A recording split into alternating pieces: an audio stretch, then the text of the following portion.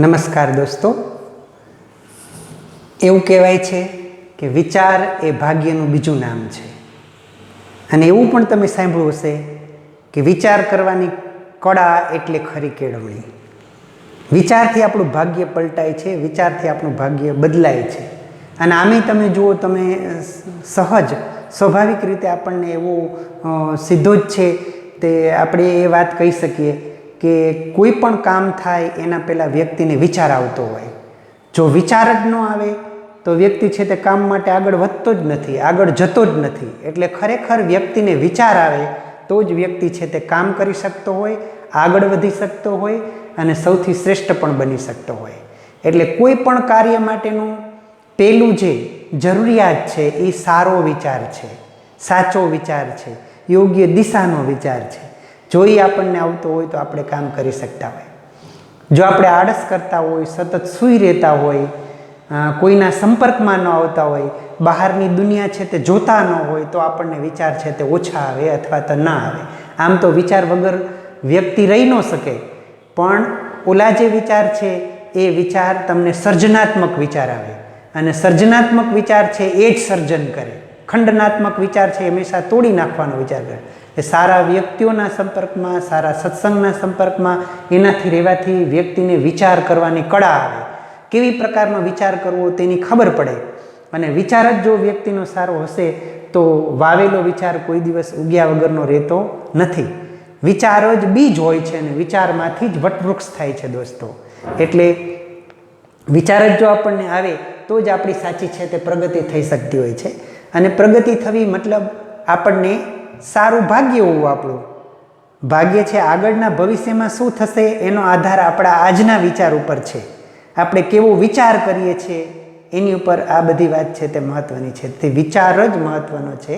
તો દોસ્તો, તમે પણ સારા વ્યક્તિઓના સંપર્કમાં રહ્યો, સારા પુસ્તકના સંપર્કમાં રહ્યો, પર્યાવરણ અને પ્રકૃતિના સંપર્કમાં રહ્યો તો તમને જરૂર સારા વિચારો આવશે અને તમે પણ સારા વિચાર કરી અને સમાજનું અભિન્ન અંગ બનો, ખૂબ પ્રગતિ કરો એવી તમને શુભેચ્છા સાથે આપણે આજનું આપણું કામ શરૂ કરીએ.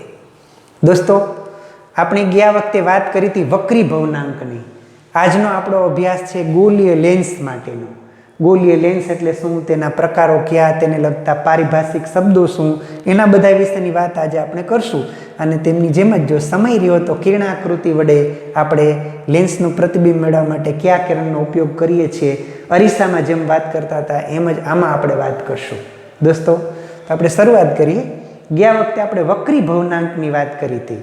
આપણે એમ કીધું હતું કે શૂન્ય અવકાશમાં પ્રકાશનો વેગ અને માધ્યમમાં પ્રકાશના વેગના ગુણોત્તરને માધ્યમનો નિરપેક્ષ વક્રી ભવનાંક કહેવાય.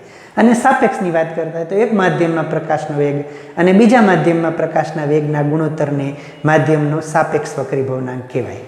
પણ દોસ્તો, અહીં એક વાત મારે તમને ખાસ કહેવી હતી એટલે મેં લખી રાખ્યો છે કે કોઈ પણ માધ્યમનો નિરપેક્ષ વક્રી ભવનાંક ઇઝ ઓલવેઝ ગ્રેટર ધેન 1. નિરપેક્ષ વક્રી ભવનાંકની વાત આવશે ને ત્યારે નિરપેક્ષ વક્રી ભવનાંક, નિરપેક્ષ વક્રી ભવનાંક એની સામે રીતે એમ કહી છીએ ઇઝ ઓલવેઝ ગ્રેટર ધેન 1. આવું શું કામ થાય છે દોસ્તો? સીધી સરળ બાબત છે. કારણ કે વક્રી ભવનાંક બરાબર શું? c divided by v.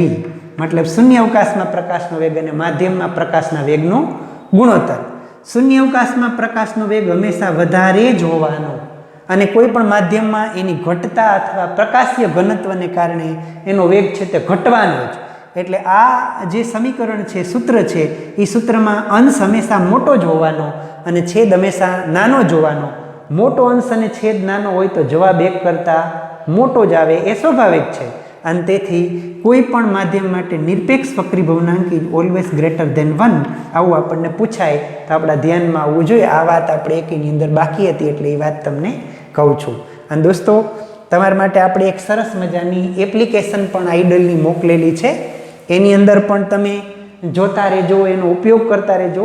ઇમિનેશન કરીને કેટલીક વસ્તુ ટીચરની મર્યાદા હોય જે તમને બોર્ડની અંદર ન બતાવી શકતા હોય તો એની અંદર સરસ મજાનું કોમ્બિનેશન કરીને તમને બતાવેલું છે, તો એનો પણ તમે સતત ઉપયોગ કરજો.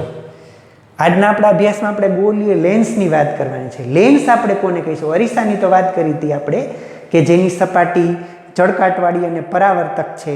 એવી એવી જે સપાટી છે એ સપાટીને આપણે અરીસો કહીએ છીએ. તો લેન્સ એટલે શું?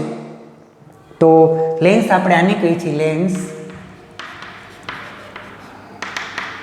વક્રાકાર સપાટી ધરાવતા, વક્રાકાર સપાટી ધરાવતા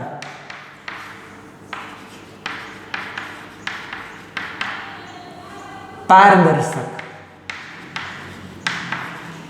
પ્રકાશીય ઉપકરણને લેન્સ કહે છે. વક્રાકાર સપાટી ધરાવતા પારદર્શક પ્રકાશીય ઉપકરણને લેન્સ કહેવાય. મતલબ આરપાર જોઈ શકાય તેવા, અરીસાની આરપાર જોઈ ન શકાય, અરીસામાં પ્રતિબિંબ મળે પણ લેન્સમાં પ્રતિબિંબ મળે, પણ અરીસામાં આપણે આરપાર જોઈ શકીએ નહીં. જેની આરપાર જોઈ શકાય તેવા સાદી ભાષામાં આપણે કહીએ તો આપણા બિલોરી, કાચ એ બધા શું છે? લેન્સ છે. એની વક્રાકાર સપાટી ધરાવતા. વક્રાકાર સપાટીમાં દોસ્તો ધ્યાન રાખવાનું છે કે લેન્સ માટે એક સપાટી પણ વક્રાકાર હોય અને બે સપાટી પણ વક્રાકાર હોઈ શકે. એટલે લેન્સની બે સપાટી વક્રાકાર હોય એવા લેન્સ હોય, આવાય હોય. કેટલાક લેન્સ એવા હોય જેની અંદર એક સપાટી સપાટ જેવી એક વક્રાકાર હોય, આવી પ્રકારના પણ હોય. કેટલાક લેન્સ એવા હોય કે જેની બે સપાટી અંદરની તરફ વક્રાકાર હોય, તો આવા પણ લેન્સ હોય. કેટલાક એવા હોય કે જેની એક જ સપાટી અંદરની તરફ વક્રાકાર અને એક છે તે સમતલ હોય, એવા લેન્સ પણ હોઈ શકે. તો જેની એક અથવા બંને સપાટી વક્રાકાર હોય તેવી, એટલે કે વક્રાકાર સપાટી ધરાવતા પારદર્શક પ્રકાશીય ઉપકરણને આપણે શું કહીએ છીએ? લેન્સ કહીએ છીએ. અરીસાની જેમ જ દોસ્તો લેન્સના બે પ્રકાર છે. લેન્સના બે પ્રકાર છે. એક છે બહિર્ગોળ લેન્સ, બહિર્ગોળ લેન્સ, અને બીજો છે અંતર્ગોળ લેન્સ.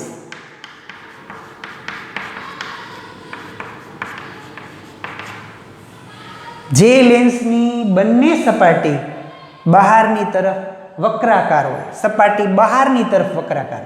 બહિર્ગોળ લેન્સ કેને કહે છે? સપાટી બહારની તરફ વક્રાકાર. એટલે આવી જે લેન્સની એક અથવા બે બહારની સપાટી આવી વક્રાકાર હોય, બહારની તરફ વક્રાકાર હોય, તો એવા લેન્સને આપણે શું કહીએ છીએ? બહિર્ગોળ લેન્સ.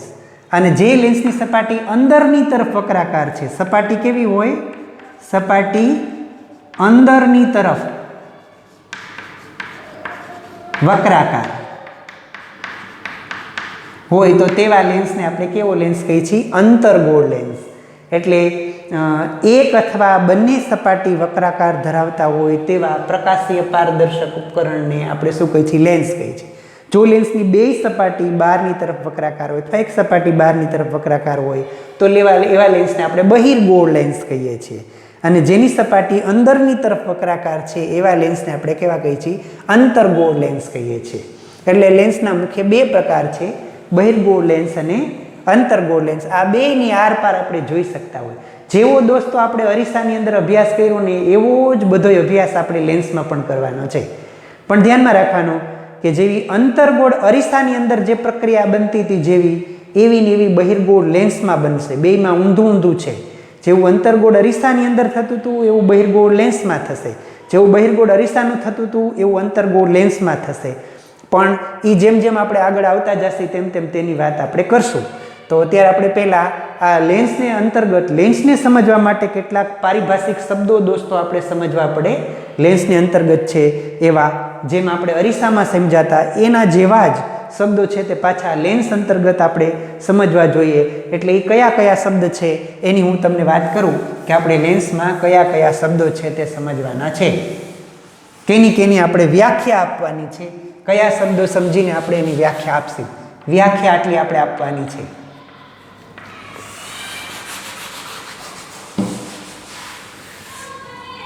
એક લેન્સનું વક્રતા કેન્દ્ર,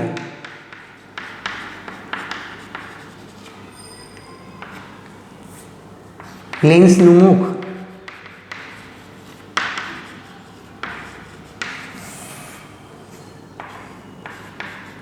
પછી લેન્સની મુખ્ય અક્ષ,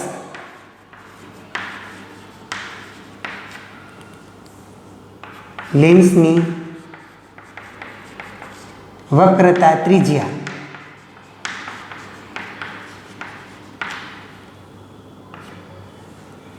લેન્સનું મુખ્ય કેન્દ્ર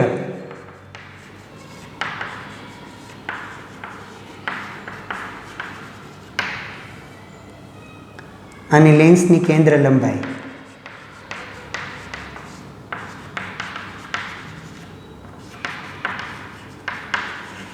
એક આની અંદર હશે દોસ્તો લેન્સનું ઓપ્ટિકલ સેન્ટર. ઓપ્ટિકલ સેન્ટર એને આપણે પ્રકાશીય કેન્દ્ર પણ કહીએ છીએ. પ્રકાશીય કેન્દ્ર. તો આટલી વાતો આપણે લેન્સમાં કરશી. લેન્સનું વક્રતા કેન્દ્ર, લેન્સનું મુખ, લેન્સની મુખ્ય અક્ષ, લેન્સની વક્રતા ત્રિજ્યા, લેન્સનું મુખ્ય કેન્દ્ર, લેન્સની કેન્દ્ર લંબાઈ અને લેન્સનું ઓપ્ટિકલ સેન્ટર. દોસ્તો, પહેલી જ વાત કરવી છે આપણે લેન્સનું વક્રતા કેન્દ્ર. લેન્સ જે પોલા ગોળાના ભાગરૂપે હોય એ ગોળાના કેન્દ્રને લેન્સનું વક્રતા કેન્દ્ર કહેવાય. પણ લેન્સ છે એ લેન્સ એની આકૃતિ કેવી છે? બહિર્ગોળ લેન્સ હોય તો આપણે એમ કીધું બહિર્ગોળ લેન્સ બને કેવી રીતના? તો બહિર્ગોળ લેન્સ બે પોલા ગોળાના ભાગરૂપે હોય. તો બહિર્ગોળ લેન્સ છે તે આવો હશે. આ બે જે સપાટી છે બે બાજુની, એ બે સપાટીનો જે પોલો ગોળો છે એ પોલા ગોળાના ભાગરૂપે આવડો આ લેન્સ છે તે હોય.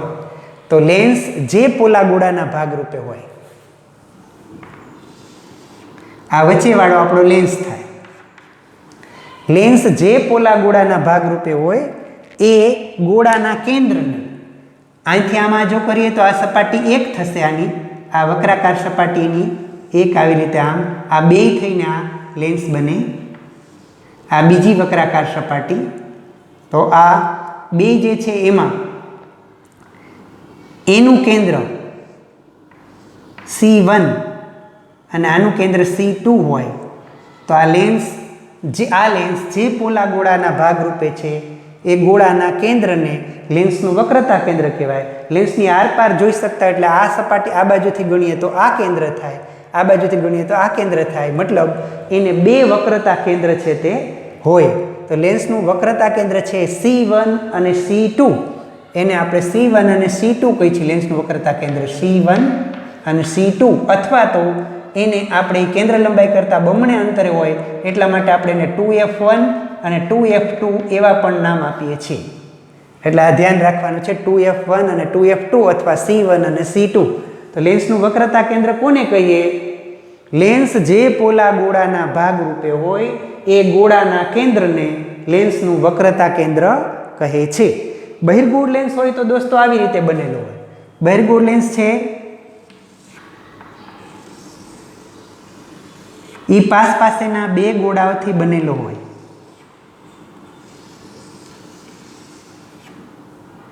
અહીં વચ્ચેવાળી જે રચના થાય એ બહિર્ગોળ, એની બહારની સપાટી બે બાજુ વક્રાકાર થાય એટલે એનું એક કેન્દ્ર છે તે અહીંયા હશે અને બીજું કેન્દ્ર આનું અહીંયા. એટલે આ અંતર્ગોળ લેન્સના વક્રતા કેન્દ્ર કહેવાય. આ બહિર્ગોળ લેન્સ છે, આટલો આ વચ્ચેવાળો ભાગ થાય, આ ભાગ આપણો અંતર્ગોળ લેન્સ થાય. આ અંતર્ગોળ લેન્સના વક્રતા કેન્દ્ર અને આ બહિર્ગોળ લેન્સના વક્રતા કેન્દ્ર. લેન્સ જે પોલા ગોળાના ભાગરૂપે હોય એ ગોળાના મધ્ય બિંદુને લેન્સના વક્રતા કેન્દ્ર કહે છે. બીજું, લેન્સનું મુખ. લેન્સની આ ધારનો વ્યાસ. લેન્સ છે તે ખરેખર હોય આવી પ્રકારે આમ જ. આ બહિર્ગોળ લેન્સ હોય. આપણે જોયો છે કે બે કિનારી તરફથી પાતળો અને વચ્ચેથી જાડો એવો લેન્સ હોય, બહિર્ગોળ લેન્સ હોય. આખો હોય ગોળાકારે. અને અંતર્ગોળ લેન્સ એટલે એની બે કિનારીઓ છે તે જાડી હોય અને વચ્ચેથી પાતળો હોય એવા લેન્સને આપણે શું કહીએ છીએ? અંતર્ગોળ લેન્સ. આ બહિર્ગોળ લેન્સ છે, આ અંતર્ગોળ લેન્સ છે. તો લેન્સનું મુખ એટલે શું? લેન્સની આખી જે વર્તુળાકાર ધાર છે એ ધારનો વ્યાસ એટલે અહીંથી અહીં સુધીનું અંતર, અથવા આમ કયો તે એ અંતર છે એ અંતરને એનો વ્યાસ, એ વર્તુળાકાર ધારનો વ્યાસ, આ પણ વ્યાસ થાય ને આ પણ વ્યાસ થાય. તો એ વર્તુળાકાર ધારનો વ્યાસ છે, એટલે આ પણ વર્તુળાકાર ધારનો વ્યાસ હોય આમ. એટલે લેન્સની વર્તુળાકાર ધારનો જે વ્યાસ થાય એ વ્યાસને આપણે લેન્સનું મુખ કહીએ છીએ. લેન્સનું મુખ, બે સામસામેની સપાટી વચ્ચેનું અંતર, એને આપણે લેન્સનું મુખ કહીએ છીએ. પણ લેન્સની મુખ્ય અક્ષ, લેન્સની બંને બાજુના વક્રતા કેન્દ્ર, લેન્સની બંને બાજુના વક્રતા કેન્દ્ર, અને એક હજી પહેલાં એની સાથે સાથે લઈ લઉં કે લેન્સની મુખ્ય અક્ષ પરનું લેન્સનું મધ્ય બિંદુ છે ને વચ્ચેવાળો પોઈન્ટ, લેન્સની મુખ્ય અક્ષ પરનું લેન્સનું મધ્ય બિંદુ, એને આપણે લેન્સનું પ્રકાશીય કેન્દ્ર અથવા ઓપ્ટિકલ સેન્ટર O કહીએ છીએ. લેન્સનું પ્રકાશીય કેન્દ્ર અથવા ઓપ્ટિકલ સેન્ટર O. શું લેન્સની મુખ્ય અક્ષ પરના મધ્ય બિંદુને લેન્સનું ઓપ્ટિકલ સેન્ટર કહેવાય. પણ એના પહેલાં આપણે મુખ્ય અક્ષની વ્યાખ્યા આપી હોય તો મુખ્ય અક્ષ એટલે શું?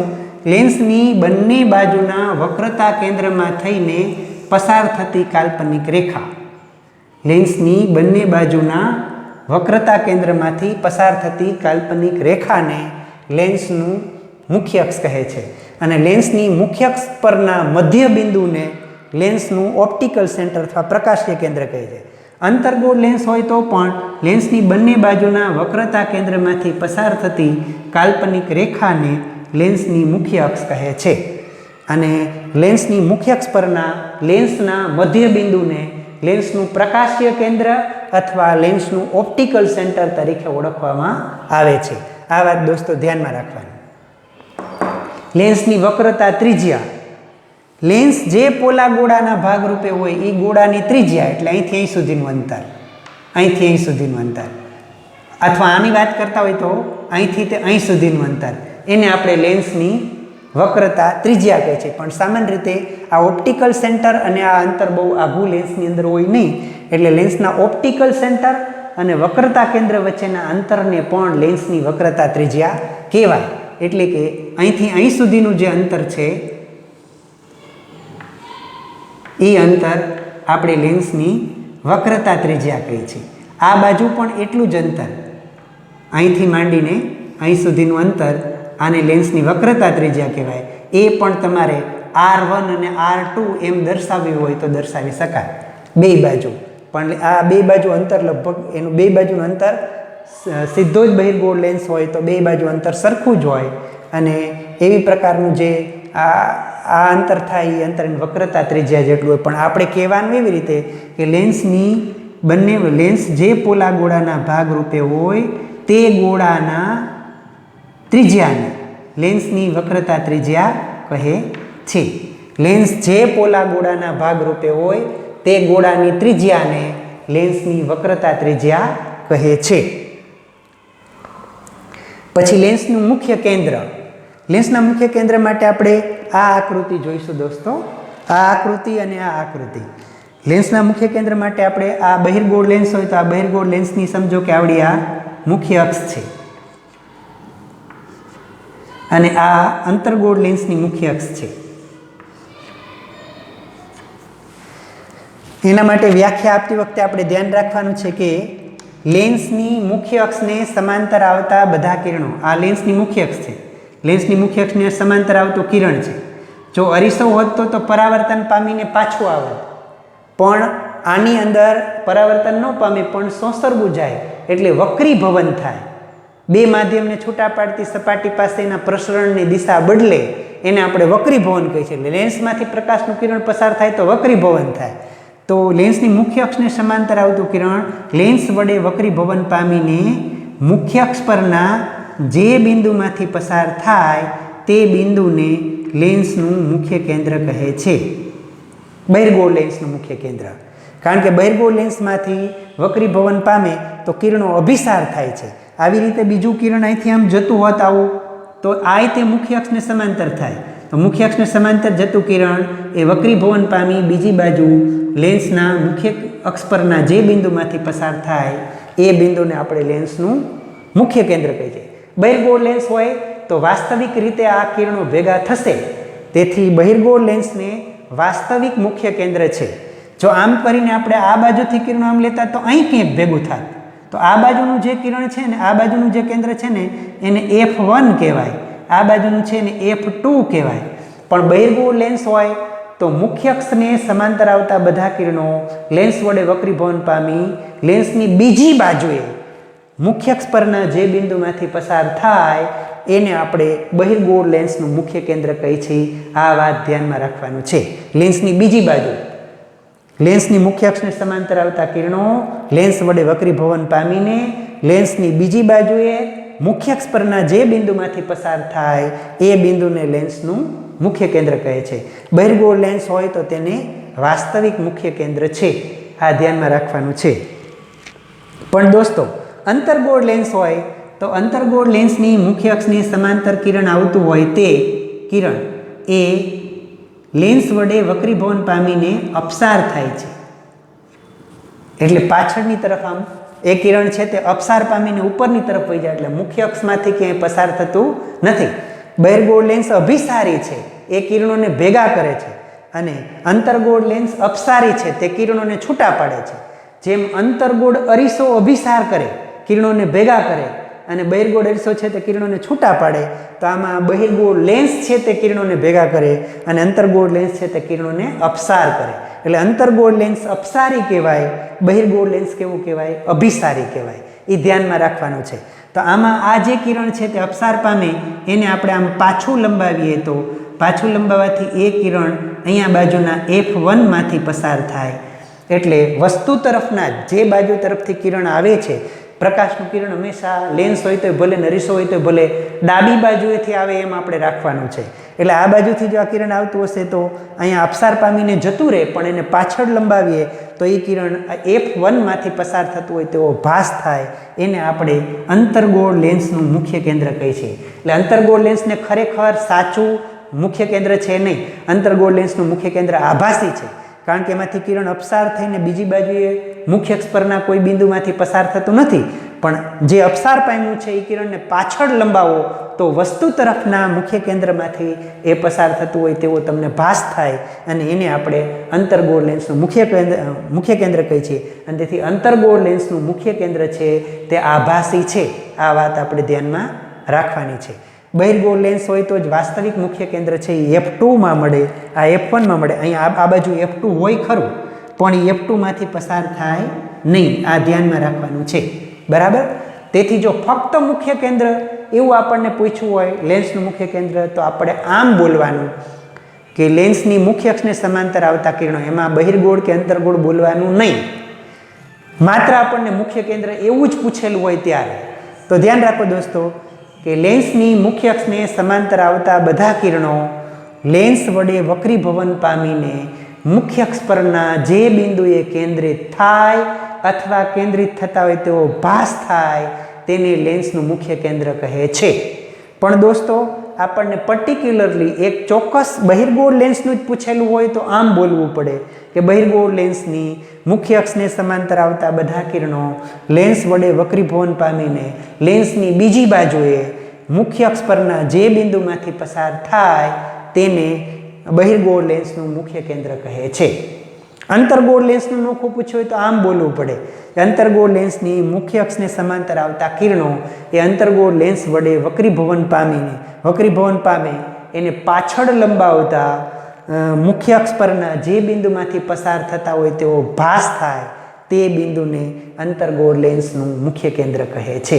એટલે મુખ્ય કેન્દ્રની વાત અથવા એની વ્યાખ્યા આપણે આપતા હોય ત્યારે ધ્યાન રાખવાનું છે. આ બધાની અંદર ખાસ કરીને એની વ્યાખ્યા જ છે તે મહત્વની હોય છે. એટલે લેન્સનું મુખ્ય કેન્દ્ર એની વાત આપણે થઈ. પછી લેન્સની કેન્દ્ર લંબાઈ, આ હંમેશા આ મુખ્ય કેન્દ્ર વક્રતા કેન્દ્ર છે એનાથી અડધા અંતરે જ આનું મુખ્ય કેન્દ્ર હશે. અહીં F1 હશે અને અહીં F2 હશે. અહીંયા પણ એવી જ રીતે અહીંયા F1 હશે અને અહીંયા F2 હશે. તો અહીંયા આ ઓપ્ટિકલ સેન્ટરથી માંડીને તે આ મુખ્ય કેન્દ્ર છે એના વચ્ચેની અંતરને આપણે લેન્સની કેન્દ્ર લંબાઈ કહીએ છીએ. આ F2 કહેવાય. આ બાજુ હોય તો આને શું કહીએ છીએ? આપણે F1 કહીએ છીએ. આમાં પણ અહીંયા આ જે છે અહીંથી અહીં સુધીનું અંતર તે આપણી F1 છે કેન્દ્ર લંબાઈ, અને અહીંથી અહીં સુધીનું અંતર છે એ આપણું શું છે? F2 છે. પણ આમાં આભાસી કેન્દ્ર લંબાઈ હોય એટલે મુખ્ય કેન્દ્ર આભાસી છે એટલે કેન્દ્ર લંબાઈ એ પ્રમાણે આવે. આ બાજુ કેન્દ્ર લંબાઈની માપવી પડે. આમાં બહિર્ગોળ લેન્સ હોય તો સામેની સાઈડ આપણે કેન્દ્ર લંબાઈ માપતા હોય છીએ, એ આપણે ધ્યાનમાં રાખવાનું છે દોસ્તો. તો આટલા શબ્દો આશા રાખું છું કે તમને બરાબર સમજાયા હશે. ફરીથી પાછો તમને કહું કે લેન્સ જે પોલા ગોળાના ભાગરૂપે હોય તે ગોળાના મધ્ય બિંદુને લેન્સના વક્રતા કેન્દ્ર કહે છે. લેન્સને બે વક્રતા કેન્દ્ર હોય છે, C1 અને C2. આપણે એમ કીધું કે લેન્સની વક્રતા ત્રિજ્યા એ કેન્દ્ર લંબાઈથી બમણા અંતરે હોય એટલે આને આપણે 2f1 પણ કહીએ છીએ. એ મેં તમને કીધું ને 2f1 એટલે કેન્દ્ર લંબાઈ કરતાં બમણું. આ 2f1 કહેવાય અને આ 2f2 કહેવાય. અહીં પણ અહીંયા છે આ 2f1 કહેવાય અને આ 2f2 પણ કહેવાય. એટલે વક્રતા કેન્દ્ર હંમેશા 2f2 અંતરે હોય. લેન્સ જે પોલા ગોળાના ભાગરૂપે તે ગોળાના કેન્દ્રને લેન્સના વક્રતા કેન્દ્ર કહેવાય. બે વક્રતા કેન્દ્ર હોય C1 અને C2. લેન્સનું મુખ, લેન્સની વર્તુળાકાર ધારનો વ્યાસ એને આપણે શું કહીએ છીએ? લેન્સનું મુખ કહીએ છીએ. લેન્સની મુખ્ય અક્ષ, લેન્સની બંને બાજુના વક્રતા કેન્દ્રમાંથી પસાર થતી કાલ્પનિક રેખાને લેન્સની મુખ્ય અક્ષ કહે છે. લેન્સની વક્રતા ત્રિજ્યા, લેન્સના ઓપ્ટિકલ સેન્ટર અને વક્રતા કેન્દ્ર વચ્ચેના અંતરને લેન્સની વક્રતા ત્રિજ્યા કહે, અથવા લેન્સ જે પોલા ગોળાના ભાગરૂપે હોય એ ગોળાની ત્રિજ્યાને લેન્સની વક્રતા ત્રિજ્યા કહે છે. પછી લેન્સનું મુખ્ય કેન્દ્ર, લેન્સની મુખ્ય અક્ષને સમાંતર આવતા બધા કિરણો લેન્સ વડે વક્રીભવન પામીને મુખ્ય અક્ષ પરના જે બિંદુમાં કેન્દ્રિત થાય અથવા કેન્દ્રિત થતા હોય તેવો ભાસ થાય એ બિંદુને લેન્સનું મુખ્ય કેન્દ્ર કહે છે. લેન્સની કેન્દ્ર લંબાઈ, લેન્સના ઓપ્ટિકલ સેન્ટર અને મુખ્ય કેન્દ્ર વચ્ચેના અંતરને લેન્સની કેન્દ્ર લંબાઈ કહે છે. લેન્સનું ઓપ્ટિકલ સેન્ટર, લેન્સના મુખ્ય અક્ષ પર આવેલા લેન્સના મધ્ય બિંદુને, લેન્સની મુખ્ય અક્ષ પર આવેલા લેન્સના મધ્ય બિંદુને લેન્સનું ઓપ્ટિકલ સેન્ટર અથવા પ્રકાશીય કેન્દ્ર કહે છે. દોસ્તો, આપણે આટલી વાત છે તે આની અંદર ધ્યાનમાં રાખવાની છે, યાદ રાખવાની છે, એ તમે જોઈજો. બરાબર. હવે લેન્સની કેન્દ્ર લંબાઈ શોધવા માટેની એક પ્રવૃત્તિ છે. દોસ્તો, આ પ્રવૃત્તિ હું તમને કહું તોય ભલે અને ન કહું તોય ભલે તમે આ પ્રવૃત્તિ કરી હોય. કેવી રીતે? તમે તમારી રીતે જ તમારી હાથની હથેળી ઉપર બિલોરી કાચને આમ આઘો પાછો કર્યો હોય ત્યાં તીવ્ર ટપકવું પડે છે, એ તમે જોયું હોય છે અને થોડી વારમાં એ ટપકું બળવા માંડે. અથવા તો તમે બહિર્ગોળ લેન્સ લઈ સૂર્યની સામે આમ રાખી અને કાગળ રાખો અને કાગળ ઉપર આમ ઉપર નીચે કરીને તીવ્ર ટપકું પડે ને, એ ટપકું સૂર્યનું પ્રતિબિંબ છે. અનંત અંતરેથી આવતા કિરણો છે તે મુખ્ય કેન્દ્ર ઉપર એકત્રિત થાય. એટલે જે જગ્યાએ ટપકું પડે એ ટપકાથી માંડીને આ લેન્સના મધ્ય બિંદુ સુધીનું અંતર છે ને એની આશરે કેન્દ્ર લંબાઈ જેટલું હોય. એટલે કેન્દ્ર લંબાઈ શોધવી હોય તો આપણે શું કરવાનું? આપણે એક લેન્સને સ્ટેન્ડ ઉપર આવી રીતના ગોઠવી દેવાનું. આ લેન્સ સમજો આપણે આવા સ્ટેન્ડ ઉપર કોઈ ગોઠવેલો છે. આ લેન્સને સ્ટેન્ડ ઉપર ગોઠવી પછી દૂરથી બારી ખોલી નાખવાની, દૂરથી આવતી વસ્તુ છે એના કિરણો આ લેન્સ ઉપર પડે એમ ગોઠવવાના. પછી એની સામે આમ પડદો આગળ પાછળ કરવાનો. જે જગ્યાએ તમે પડદો આગો પાછો કરશો ત્યાં એક જગ્યાએ દૂરની વસ્તુનું તમને સ્પષ્ટ પ્રતિબિંબ રચાશે. જે જગ્યાએ દૂરની વસ્તુનું તમે સ્પષ્ટ પ્રતિબિંબ રચી શકો, અર્થાત સામેનું ઝાડ હોય તો એ ઝાડ ઉપરના પક્ષીને પાંદડાને પણ તમે સરળતાથી જોઈ શકો એવું ચોખ્ખું પ્રતિબિંબ તમને મળે દોસ્તો. અને એવું ચોખ્ખું પ્રતિબિંબ જે જગ્યાએ મળે ત્યાંથી લઈને આ લેન્સ વચ્ચેનું અંતર માપો, એ અંતર તે આપણી કેન્દ્ર લંબાઈ હોય. એટલે કેન્દ્ર લંબાઈ માપવા માટેની પ્રવૃત્તિ રહીને એ સાવ સીધી સાદી છે. આપણે જે પ્રવૃત્તિ કરતા હતા એ પ્રવૃત્તિની અંદર પણ જ્યાં ટપકવું પડે ત્યાંથી માંડીને લેન્સ વચ્ચેનું અંતર માપવાનું. કારણ કે અંદર આપણે સાવ ઠેઠ ઓપ્ટિકલ સેન્ટર સુધી તો જઈ ન શકીએ. 1-2 મિલીમીટરનું હોય તો એનું માપ કરીને તમે કરી શકો. પણ એ જે જગ્યાએ ટપકવું પડે એ ટપકાથી માંડીને લેન્સના મધ્ય બિંદુ સુધીનું દોસ્તો અંતર છે, એ અંતરને આપણે શું કહીએ છીએ? લેન્સની કેન્દ્ર લંબાઈ. કેન્દ્ર લંબાઈ શોધવાની પ્રવૃત્તિ આઈડલની જે મેં તમને એપ્લિકેશન મોકલી છે એ એપ્લિકેશનમાં પણ મસ્ત રીતે તમને દર્શાવેલું છે દોસ્તો. આપણે પણ જ્યારે મળશું ત્યારે કેન્દ્ર લંબાઈ શોધવા માટેનો પ્રયોગ પણ કરશું. લેન્સની સામે જુદા જુદા અંતરે મૂકેલી વસ્તુના પ્રતિબિંબ મેળવવાનો પ્રયોગ પણ કરશું. પણ તમને એ એપ્લિકેશનમાં ખૂબ સુંદર રીતે સમજાવેલું છે, તમે તે જરૂર જોઈજો એટલે તમને વધારે સારી રીતે એ બાબત સમજણમાં આવશે. લેન્સની કેન્દ્ર લંબાઈ શોધવા માટેની પ્રવૃત્તિ આપણને 2-3 માર્કમાં પૂછી શકે તો આપણે શું કરવાનું? એક બહિર્ગોળ લેન્સ લો, વાસ્તવિક હોય ને એનું જ શોધી શકાય. આભાસીનું આપણને પડદા ઉપર ઝીલી ન શકાય, એટલે અંતર્ગોળ લેન્સની કેન્દ્ર લંબાઈ શોધવા માટેનો પ્રયોગ કે પ્રવૃત્તિ આપણને ન પૂછાય, પણ બહિર્ગોળ લેન્સનું પૂછાય. એક બહિર્ગોળ લેન્સ લો, એને સ્ટેન્ડ ઉપર ગોઠવો, સ્ટેન્ડ ઉપર ગોઠવીને બારી ખુલ્લી રાખો અને ટેબલ ઉપર મૂકી રાખો અને દૂરની વસ્તુનું પ્રતિબિંબ એક પડદા ઉપર મેળવવા માટેનો પ્રયત્ન કરો. પડદાને આગળ પાછળ ખસેડો. જે જગ્યાએ દૂરની વસ્તુનું સ્પષ્ટ પ્રતિબિંબ પડદા ઉપર મળે તે જગ્યાએ પડદા અને લેન્સ વચ્ચેનું અંતર માપો. એ લેન્સની આશરે કેન્દ્ર લંબાઈ જેટલું હોય દોસ્તો. બરાબર છે? તો એ વાત તમારે બરાબર ધ્યાનમાં રાખવાની છે. અને હવે આપણે લેન્સ વડે પણ જો પ્રતિબિંબ મેળવવા હોય તો કયા કયા કિરણોનો ઉપયોગ કરવો, જેમ અરીસામાં આપણે વાત કરી હતી એમ લેન્સમાં પણ જુદી જુદી જગ્યાએથી આવતા કિરણોનું છે તે વક્રીભવન કેવી રીતે થાય એ આપણને ખબર હોય તો વક્રીભવન પામીને મળતા કોઈ પણ બે કિરણો જે જગ્યાએ ભેગા થાય ને એ જગ્યાએ વસ્તુનું પ્રતિબિંબ રચાય. તો આપણે જે બહિર્ગોળ લેન્સ છે એ બહિર્ગોળ લેન્સ વિશેની વાત કરીએ. પહેલાં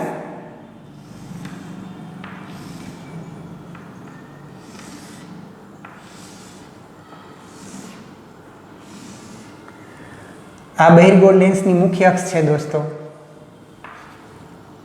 અહીંયા આ પણ મુખ્ય અક્ષ, આ મુખ્ય અક્ષ છે. આ બધા એના ઓપ્ટિકલ સેન્ટર. આ બાજુ એનું F1, અહીં F2, અહીં 2F1. જેટલા અંતરે લ્યો F1 એનાથી ડબલ અંતરે 2F1 લેવાનું. અહીંયા પણ 2F2 એવી જ રીતે. અહીંયા પણ F1 અને 2F1, અહીં 2F1, અહીં F2 સોરી, અહીં F2 અને અહીંયા 2F2, અહીં F1, અહીં F2, અહીં 2F1 અને અહીં 2F2. આપણે 3 કિરણોની વાત કરવી છે દોસ્તો. બહિર્ગોળ લેન્સમાં પહેલું કિરણ જે પ્રતિબિંબ રચવા માટે આપણે કિરણાકૃતિ વડે પ્રતિબિંબ રચવું હોય તો આવા 3 કિરણોનો અભ્યાસ કરીએ અને 3માંથી કોઈ પણ 2 કિરણો વસ્તુ ઉપરથી આવતા બિંદુ ઉપરથી આપણે લઈએ અને 2 વક્રીભવન પામીને જે જગ્યાએ મળે તે જગ્યાએ વસ્તુનું પ્રતિબિંબ આપણને મળે.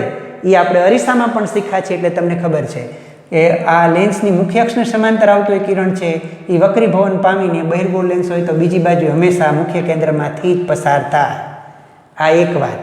બીજી વાત, લેન્સના મુખ્ય કેન્દ્રમાં થઈને આવતું કિરણ છે એ લેન્સ વડે વક્રીભવન પામીને મુખ્ય અક્ષને સમાંતર જાય. આ બીજી વાત.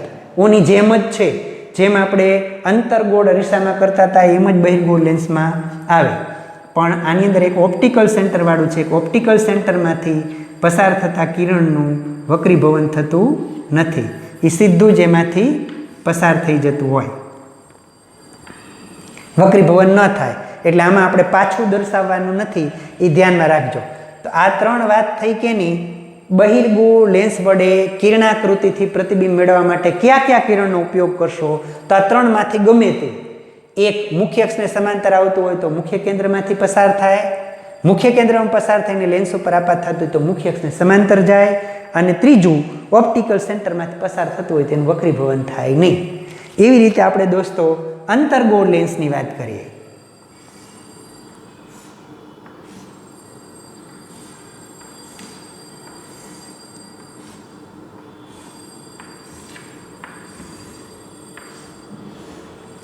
એની પણ આપણે આની જેમ જ આ મુખ્ય અક્ષ એ રેખા છે એટલે બે બાજુ તમારે તીર દર્શાવવાના. આ એનું ઓપ્ટિકલ સેન્ટર, અહીંયા આ પણ ઓપ્ટિકલ સેન્ટર, આ ઓપ્ટિકલ સેન્ટર. દરેક વખતે ધ્યાનમાં રાખવાનું કે F1 અહીંથી 2 સેન્ટીમીટરે કર્યું હોય તો 2F1 એના પછી 2 સેન્ટીમીટરે કરવાનું. આ માપ દરેક વખતે ધ્યાનમાં રાખવાનું એટલે તમને આકૃતિ જુદી જ ન થાય અને બરાબર વ્યવસ્થિત રીતે જ તમે આકૃતિ છે તે દોરી શકો. આ ધ્યાનમાં રાખવાનું. દરેક વખતે 2-2 સેન્ટીમીટર જ લેવા એટલે માપ પણ સરખું થાય અને તમે આકૃતિ પણ વ્યવસ્થિત રીતે દોરી શકો. અહીં F1, અહીં 2F1 અને અહીં F2 અને 2F2. આની જેમ જ 3 કિરણો લેવાના છે. તો પહેલું મુખ્ય અક્ષને સમાંતર આવતું કિરણ હોય એ આની અંદર તો અપસાર પામે, અને અપસાર પામે તો આપણે એને પાછળ લંબાવીએ તો એ હંમેશા મુખ્ય કેન્દ્રમાંથી જ પસાર થાય. એટલે આ એક વસ્તુ આપણે ધ્યાનમાં રાખીએ, મુખ્ય કેન્દ્રમાં જ પસાર થાય. બીજું, જો મુખ્ય કેન્દ્રમાં પસાર થઈને લેન્સ ઉપર આવતું હોય તો એ બીજી બાજુ મુખ્ય અક્ષને સમાંતર જાય. અને ત્રીજું, ઓપ્ટિકલ સેન્ટરમાંથી આવતું હોય તો ઓપ્ટિકલ સેન્ટરવાળા કોઈ પણ કિરણ છે એનું વક્રીભવન થતું નથી. આ ધ્યાનમાં રાખવાનું છે. પણ આપણે આમાં એક વાત, આ કિરણ છે એ કિરણની અંદર ખાસ આપણે ધ્યાન આવું રાખવાનું છે કે આ જે કિરણ રહ્યું એ કિરણ હંમેશા જો મુખ્ય કેન્દ્ર ઉપર આપાત થતું હોય તેવી રીતે આવતું હશે. આમ આ જે મુખ્ય કેન્દ્ર છે, મુખ્ય કેન્દ્ર ઉપર આપાત થતું એવી રીતના આમ આવતું હશે તો એ અહીંથી આમ મુખ્ય અક્ષને સમાંતર જશે. આ કિરણ માટે આપણે આવું ધ્યાન રાખવાનું છે. તો દોસ્તો, ત્રણે ત્રણ કિરણ આ છે એની જેમ જ આ પણ ત્રણ કિરણ છે. દરેકમાં ધ્યાન રાખવાનું, આમાં અંતર્ગોળ લેન્સ હોય તો મુખ્ય અક્ષને સમાંતર આવતું કિરણ છે અને પાછળ લંબાવો તો મુખ્ય કેન્દ્રમાંથી પસાર થાય. મુખ્ય કેન્દ્ર ઉપર આપાત થતું એવું કિરણ હોય તો મુખ્ય અક્ષને સમાંતર જાય. અને ઓપ્ટિકલ સેન્ટરમાં થઈને પસાર થતું હોય તો એવા કિરણનું વક્રીભવન થતું નથી. દોસ્તો, આટલી વાત આજે આપણે રાખીએ છીએ. અને આ વાત છે એ તમારે બરાબર ખાસ ખ્યાલમાં રાખવાની, ધ્યાનમાં રાખવાનું. અને આની ઉપરથી જ આપણે અંદર આગળ પ્રતિબિંબ પણ મેળવશું. તો દોસ્તો, આજે આપણે આટલું રાખીએ. આજના તમને હોમવર્ક છે એ હોમવર્ક હું આપું એ બરાબર તમે ધ્યાન રાખજો. હોમવર્ક છે, ગોલીય લેન્સ એટલે શું તેના પ્રકાર જણાવો. બીજું છે, લેન્સના સંદર્ભમાં નીચેની વ્યાખ્યાઓ આપો. લેન્સના સંદર્ભમાં નીચેની વ્યાખ્યાઓ આપો. વક્રતા કેન્દ્ર, લેન્સનું મુખ, લેન્સની મુખ્ય અક્ષ, લેન્સની વક્રતા ત્રિજ્યા, લેન્સનું મુખ્ય કેન્દ્ર, લેન્સની કેન્દ્ર લંબાઈ અને લેન્સનું ઓપ્ટિકલ સેન્ટર. ત્રીજો પ્રશ્ન દોસ્તો, લેન્સની કેન્દ્ર લંબાઈ શોધવા માટેની પ્રવૃત્તિ વર્ણવો. લેન્સની કેન્દ્ર લંબાઈ શોધવા માટેની પ્રવૃત્તિ વર્ણવો. અને ચોથો પ્રશ્ન, અંતર્ગોળ લેન્સ અને બહિર્ગોળ લેન્સ વડે કિરણાકૃતિ દ્વારા પ્રતિબિંબો રચવા. અંતર્ગોળ લેન્સ અને બહિર્ગોળ લેન્સની કિરણાકૃતિ વડે પ્રતિબિંબો રચવા કયા કિરણોનો ઉપયોગ કરશો? આકૃતિ દોરીને સમજાવો. દોસ્તો, આજે આપણે આટલું રાખીએ. ફરીથી મળીશું આવતીકાલે. સૌને નમસ્કાર.